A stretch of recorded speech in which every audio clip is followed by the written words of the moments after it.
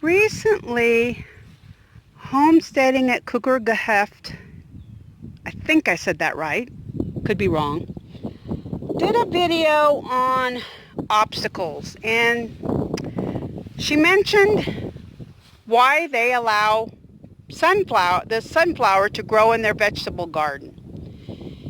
And I'll put a link of that video down in the discussion.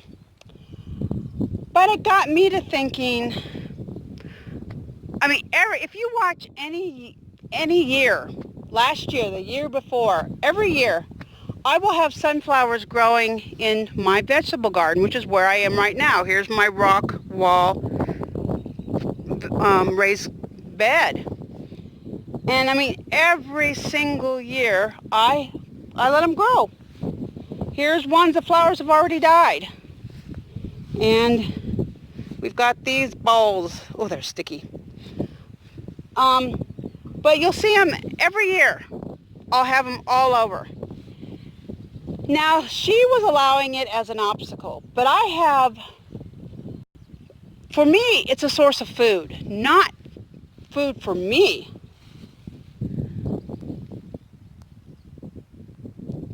I'm not going to eat these. The sunflower seeds that form are just, I mean, these are microscopic, really. This is a wild native plant form of sunflower. It grows here naturally, though I have noticed it started growing in my garden after I improved the soil every year. But for me, the sunflower is a source of food. First, it attracts the bees. There will be bees all over these flowers every year. Those same bees pollinate my food. So the flowers of the sunflower may attract them in here, and then they discover, oh, there's zucchini flowers here, there's cucumber flowers here, there's all these other flowers here that they can also pollinate. But even if they don't pollinate my vegetables, the flowers are a source of food for the bees. And our bees are in danger. We need to support our bees. And so by having these, allowing the sunflowers to grow here and pollinate, or, be a source of food for the bee, I'm helping the bees. So that's the first critter that benefits from these sunflowers. Well, at some point, let's see if I can pull this one up.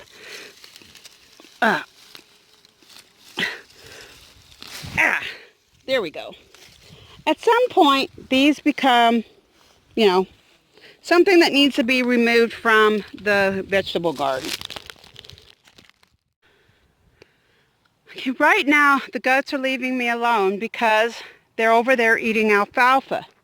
But I just pulled up these two plants that are full of sunflowers, full of green leaves, full of all sorts of vegetation. And these are the kind of food that goats love.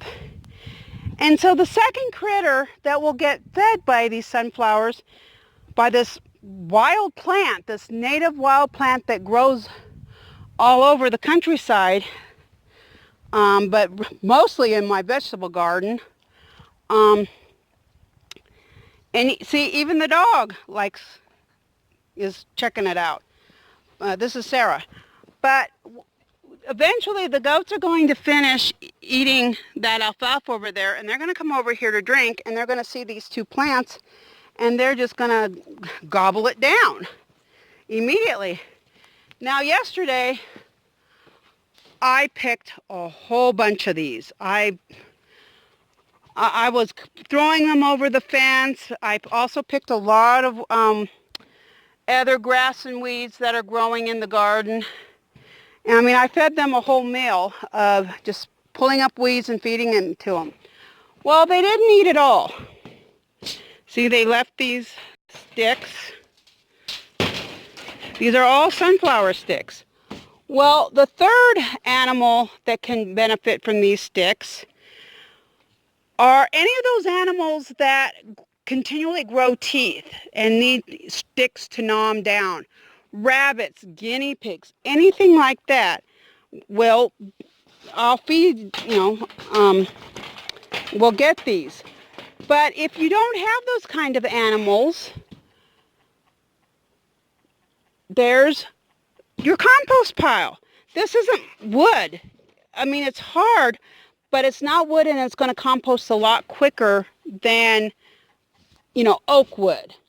So, and the worms and stuff can then feed on, any of the microbes that are in your vegetable or in your compost pile will be able to feed on these. So, these sunflowers, though, they're not cultivated, they don't give me any food, but they benefit so many critters, and plus they're pretty. I really enjoy seeing them growing in my garden. They just add beauty to my garden. So I benefit personally by the beauty, and then the bees benefit, and even butterflies, they get the nectar. I mean, so many insects get nectar, food from the sunflowers. So those critters benefit. And then the goats get to eat up all the sunflowers and get a delicious plant. I mean, they'll eat the majority of that plant, just leaving a few of these sticks lying around. And these are what I just picked up that they didn't eat from yesterday. And now I do have a few rabbits still that I haven't been able to rehome. And so I'll go give these to the rabbits. But if I didn't have any rabbits, if I didn't have guinea pigs, if I didn't have any critters that need sticks or something hard to grind down their teeth, I would go throw them in the compost.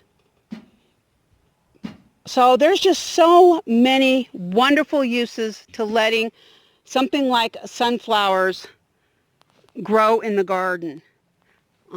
They're just adding so much value from the very beginning to the end.